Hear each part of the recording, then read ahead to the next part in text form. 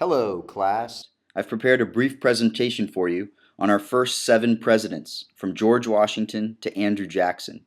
We're going to look briefly at each one of these presidents and see what kind of constitutional milestones there were that will really help us determine who was right, Jefferson or Hamilton, in their view of the Constitution. Now, just to remember, there are really 2 ways to look at the Constitution once it is drafted. One way is to see that the vagueness of the Constitution allows for the document to change and grow over time. In other words, that the document should be read broadly. This was Hamilton's view, and it becomes the foundation of the Federalist Party. The other way to view the Constitution would be the Jeffersonian view, which is that the document must be read strictly in order to protect the rights of people and the states, and to prevent the national government from gaining too much power. This was the foundation of the Democratic-Republican Party founded by Jefferson. So it's important for us as we look through these first 7 presidents to identify what were the key constitutional milestones. So let's look at the first 5 presidents and start there. Looking at Washington, Adams, and Jefferson, the first 3 presidents, we see a number of significant constitutional milestones, not only because they were there first, but also because they're dealing very early on with some very difficult questions about how the Constitution should be viewed. We'll also take a look at James Madison and James Monroe, who will follow the first 3 presidents and carry on their early precedents.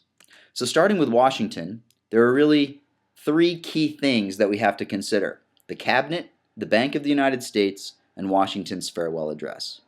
So let's start with George Washington. George Washington, as the commander of the Continental Army, was the most well-known American upon the institution of the Constitution.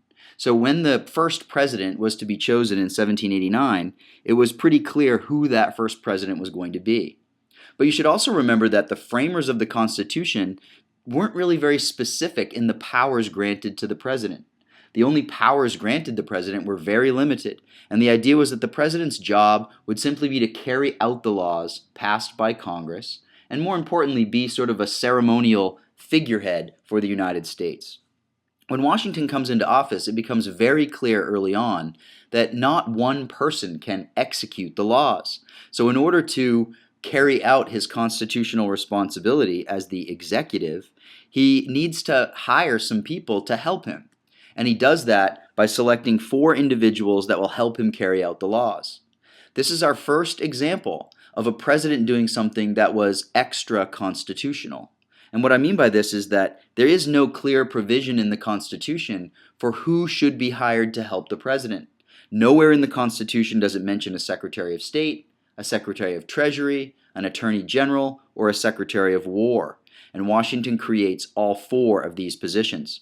So the cabinet, so named because Washington met in a very small room in the executive mansion in Philadelphia, that becomes known as small as a cabinet, and that word has stuck ever since. He meets with this cabinet to help him execute the laws, but it's very questionable from the very beginning as to whether or not this is even constitutional. Within that cabinet, you end up with this conflict between Hamilton and Jefferson that we've already talked about. And this question about the Bank of the United States will really be our next example of a constitutional milestone. It is very clear that the Constitution does not call for Congress to have the power to make a bank. But Hamilton, seeing it as a necessity to get the country on its feet financially, pushes for it and actually succeeds in getting it passed by using the necessary and proper clause. It's important to note that Washington sides with Hamilton in this debate. He disagrees with Jefferson, sides with Hamilton, and signs the bank into law. But it's also important to note that Jefferson was technically correct.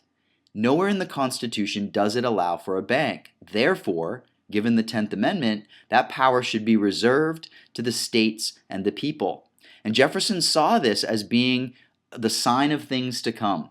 That if you can do this, if this is necessary and proper, then the Congress can pretty much say anything they want or need to do can be necessary and proper. And if that's the case, then the national government has unlimited power. So this beginning dispute between Hamilton and Jefferson is what led to the creation of those political parties, and ultimately the two different views about how the Constitution should be read. George Washington serves 2 terms, and at the end of his 2 terms, he decides not to run for re-election. He easily could have done so. He was very popular, and he easily could have stayed on probably for the rest of his life. But he understood the importance that our system had to have a precedent of a peaceful transfer of power from one president to the next. So George Washington gives a famous farewell address where he not only calls for the United States to beware of foreign countries that might want to unduly influence the United States, but he also called for the fear of the danger of political parties. He had seen how it had disrupted his own administration and made clear to everybody that political parties are nowhere listed in the Constitution and that was intentional by the framers. So Washington's farewell speech becomes almost a future prediction of how political parties would lead to gridlock in the United States. When Washington decided not to run for re-election, his vice president, John Adams, was the primary candidate for the next presidency. But the Secretary of State, Thomas Jefferson, also ran for president that year. And in that election, it's a very close race, but Adams wins the presidency with Jefferson becoming his vice president. A very interesting situation that's set up because now Adams, a Federalist, has a vice president who is a Democratic Republican. We'll talk about that in a second.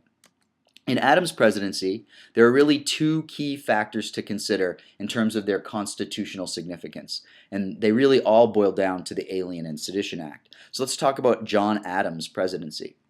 We know that John Adams was Washington's vice president. We also know he was one of the people instrumental in the original Declaration of Independence. He had worked with Thomas Jefferson in drafting the Declaration. So he was philosophically, in many ways, a Federalist. He believed in Washington's view, he believed in Hamilton's view that you needed a strong national government in order to function and for the new country to get on its feet.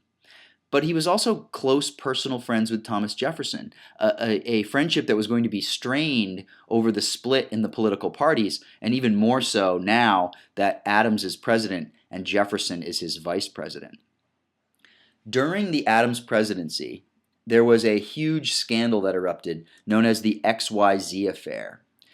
In France, the French Revolution had started, and the French were desperate to have the help of the United States, very much as they had helped us in our revolution. They now turned and asked for that same support in return. But Adams, turning back to Washington's farewell address, felt very strongly that we as a country were not yet ready to engage ourselves in foreign affairs. We still had to get our feet under us as a country. We were just taking our first baby steps, and stepping out onto the world stage was not the best idea. So we sent some agents, 3 diplomats, over to France, and while there, 3 French agents, 3 French diplomats, who known in the papers as agents X, Y, and Z, tried to bribe the American officials to get America involved in the French Revolution. This caused a huge scandal back home, and it made it very clear to the president and to Congress that foreign countries were going to try to influence the United States. Either by bribery or just negotiation, they were going to try to draw the United States into world conflicts. As a result, the Congress passes a set of laws known as the Alien and Sedition Acts. If you remember nothing else from this presentation, you should remember the importance of the Alien and Sedition Acts, because not only do they show a direct and clear violation of the Constitution, but they also provide the fuel for the ultimate split between Adams and Jefferson. The Alien and Sedition Acts did 2 things. First, they called for the deportation of any aliens, citizens from other countries, who might come to the United States and try to unduly influence the American government. So it allowed for Congress and the president to deport any foreigners that might be trying to cause problems here in the United States. Certainly nothing wrong with that under the Constitution. The Constitution allows for Congress to be able to secure and protect our borders. So that was certainly okay. The problem comes with the second part of the laws, which was the sedition part. In the Sedition Act, it not only said that these foreigners could be deported, but it also said that anybody that speaks out against the government, against the president, against the policies of the administration could be punished. These were known as sedition laws. If you speak or print something that would hurt somebody, you could be punished for it. These were a clear and direct violation of the First Amendment of the Constitution, yet they passed the Congress and the president signed them. Vice President Jefferson went into a rage over this. This was proof to him that the bank precedent that was set of necessary and proper was now being used to just violate the Constitution any way you wanted. There was even a point where the president thought about arresting the vice president because he was speaking against the administration's policies. But this split led Jefferson to go to two states, Virginia, his home state, and the new neighboring state of Kentucky, and called on those states to form a conference where they would basically say, we're not going to follow unconstitutional laws. These so-called Virginia and Kentucky resolutions become incredibly important in the future of American history because they're going to lay the groundwork for the question, what happens when something unconstitutional occurs? Who takes care of it if something unconstitutional happens? Jefferson's view was, if something is so blatantly unconstitutional, states shouldn't have to follow it. There were others, though, who felt if we do what Jefferson says, if we actually follow the Virginia and Kentucky resolutions, then we're going right back where we were with the Articles of Confederation. And you're letting states decide what laws to follow and what laws not. But the Alien and Sedition Act was sufficiently controversial enough that it led to a real drop in Adams' popularity. So at the end of his 4 years as president, when he runs for re-election, he's now running against his vice president. The president is a Federalist, the vice president is a Democratic Republican. They end up running against each other for president, and Jefferson ends up winning that election. So you now have the first time in history where we have the transfer from one political party to another. And that transfer of power from one party to another will lead to another important precedent during the Jefferson presidency. So when we look at Jefferson, there are really a number of things to sort of take into consideration. The two most important and most relevant to our constitutional question are the Marbury versus Madison Supreme Court case and the Louisiana Purchase that Jefferson will sort of preview in his inaugural address. So let's talk more closely about Thomas Jefferson. So let's remember Jefferson is a Democratic Republican. So he believes philosophically that the people should be able to rule themselves. He fundamentally believed that democracy was real and that it could work. Remember, he's the philosopher who wrote the Declaration of Independence. But now he finds himself in a very, very different position. It's easy to sit on the sidelines and be a philosopher, but now when you have to actually be the president, when you actually have to be the executive, you're going to have to change the way that you look at your philosophy. And it doesn't take long. In fact, even in his inaugural address, we begin to see a change in Jefferson's statements. Jefferson begins to see that in order to be an effective president, you sometimes have to do things that are not necessarily listed in the Constitution. So ironically, the man who says we have to read the Constitution strictly, when he becomes president, begins to read it broadly. And this becomes known as the era of good feelings in American politics. Because when Jefferson, who's a Democratic Republican, essentially begins to do things that were very Federalist in their approach, you really don't have a need for political parties anymore. So Jefferson ushers in this period which will carry forward for the next 3 presidents where there's only one political party. The Federalist Party essentially goes away because the Democratic Republicans have, for all intents and purposes, become Federalists. And they're all reading the Constitution broadly now. The best example of Jefferson reading the Constitution broadly would be the purchase of the Louisiana Territory. During the Adams and early Jefferson presidencies, the French Revolution had been going on, as I mentioned earlier, and now Napoleon has taken control of France. And Napoleon, looking for money to fuel his conquests of Europe, decides to sell all the French territories in North America, an enormous amount of land all to the west of the Appalachian Mountains. That sale of the Louisiana Territory required Jefferson to basically borrow money. And there's nowhere in the Constitution does it allow for the borrowing of money for Congress to actually go into debt in order to do something.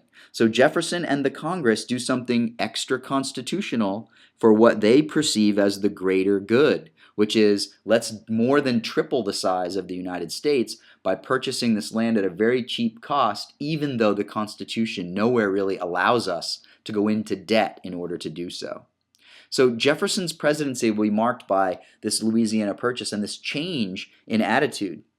As part of the Louisiana Purchase, by the way, Jefferson will hire Meriwether Lewis to lead an expedition out west, and the Lewis and Clark expedition is a result. The Lewis and Clark expedition is one of the most amazing adventures in American history. It's very much like the moon landing, and I encourage you strongly to look into some information about Lewis and Clark because they will appear on the History Quest. Now, one of the things that we did not mention during Jefferson's presidency is the Marbury versus Madison case. We are going to talk about that in class because that Supreme Court case is really going to be one of the most important constitutional milestones. The Marbury versus Madison case is really the case that gives the Supreme Court its power. So not only do we have the President and Congress during this time expanding their powers, but the Marbury versus Madison case also gives the Supreme Court powers that were not intended by the framers. But let's move on from the first three presidents and see what happens with Madison and Monroe. James Madison and James Monroe were both from Virginia. And both presidents were formerly secretaries of state. James Madison was Thomas Jefferson's Secretary of State, and James Monroe was James Madison's Secretary of State. So if we look at our first five presidents, it's really interesting to note that four of the five first presidents were from Virginia, the other from Massachusetts. And if you think about the states that really led the rebellion in the Revolution, it was Boston, obviously Massachusetts, and then Virginia, with Washington leading the way. So during the Madison presidency, we have what's known as the Monroe Doctrine, which we'll talk about, as well as the War of 1812, which is where America really does move on to the world stage and actually comes to a draw with Britain over some conflicts that were exacerbated by Indian attacks out in the West. So we'll talk about the War of 1812 as well.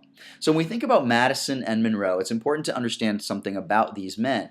Both were very close personal friends of Thomas Jefferson and strongly believed in Jefferson's philosophical views about the government, even though Madison had been one of the framers of the Constitution and also one of the authors of the Federalist Papers. He then later came to see Jefferson's view as being important when he worked with him during the Jefferson administration. But let's remember that during Jefferson's presidency, both of these men sort of shifted their beliefs toward seeing the need to read into the Constitution and give the president more power. When you are president, you see the need for the power. And when you're not there, when you're not sitting in the office, it's easy to sit back and say that the president's powers should be limited to just what's in the Constitution.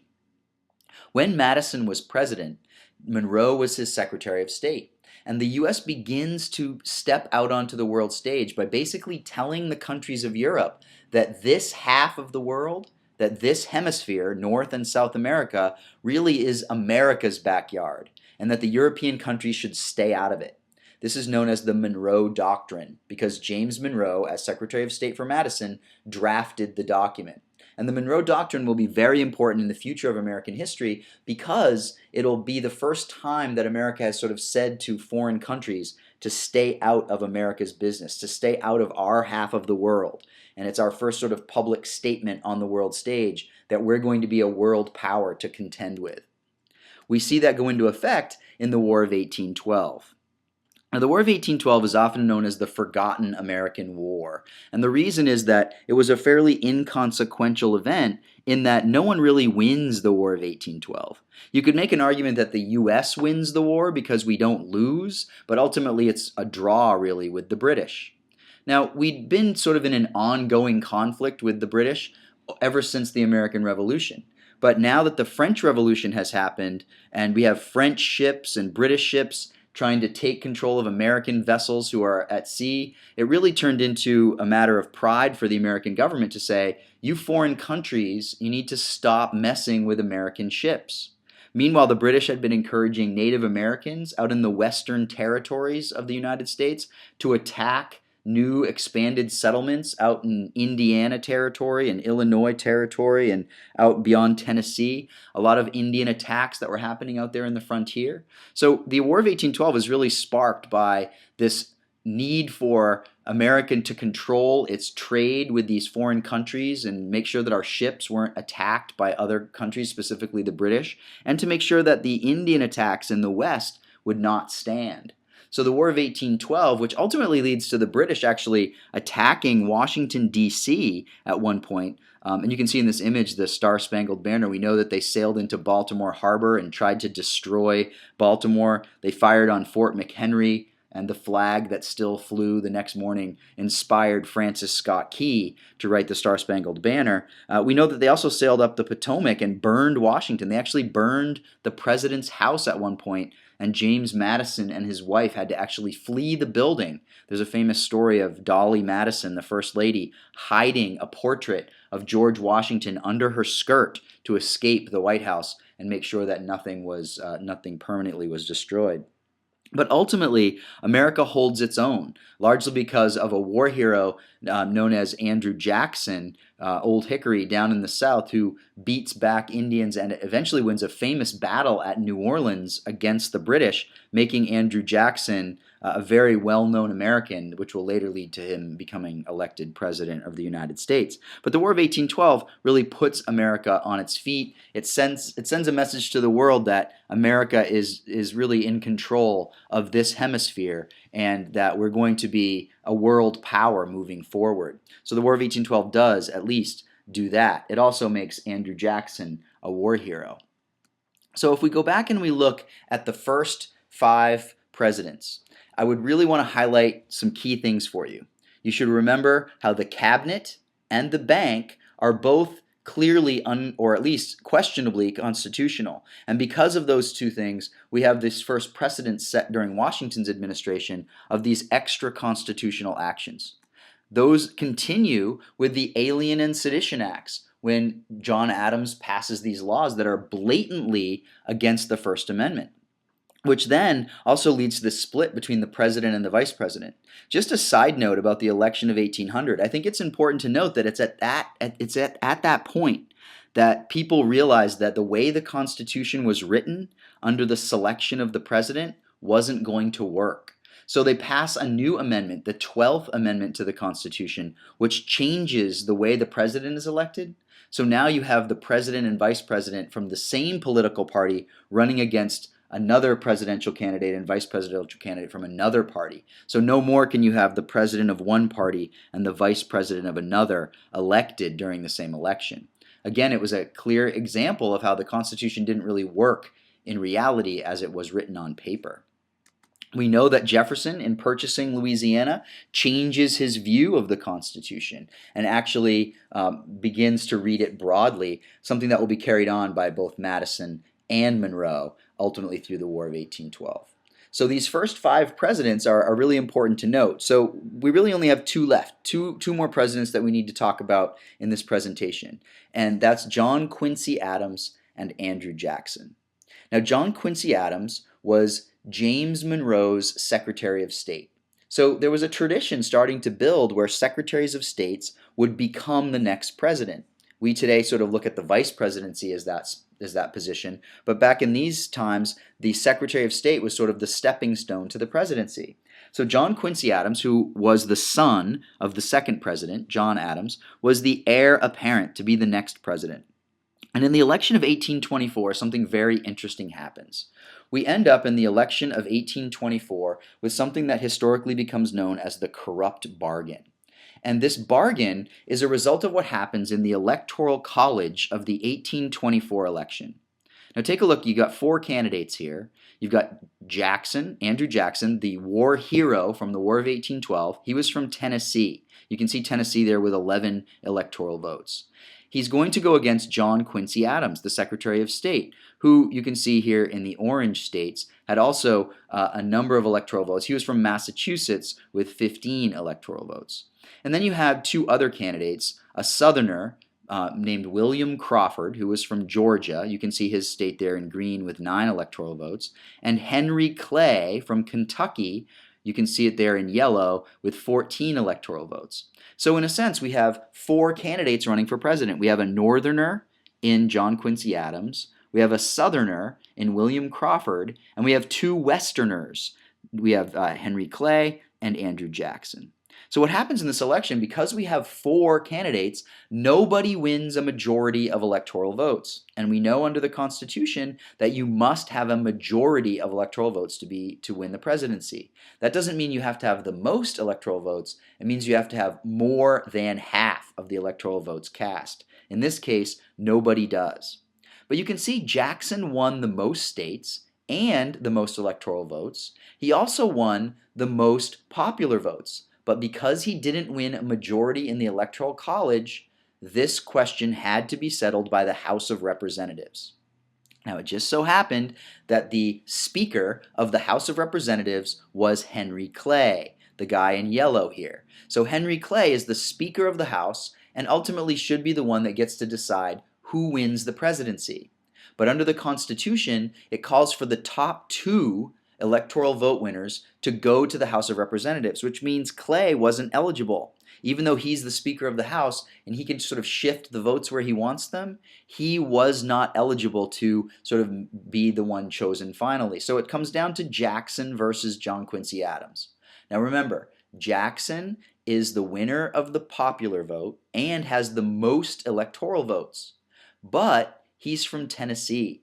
Never had a president been elected from a state other than Massachusetts or Virginia, nor had any president ever been elected who didn't graduate from high school. Jackson never even went to school.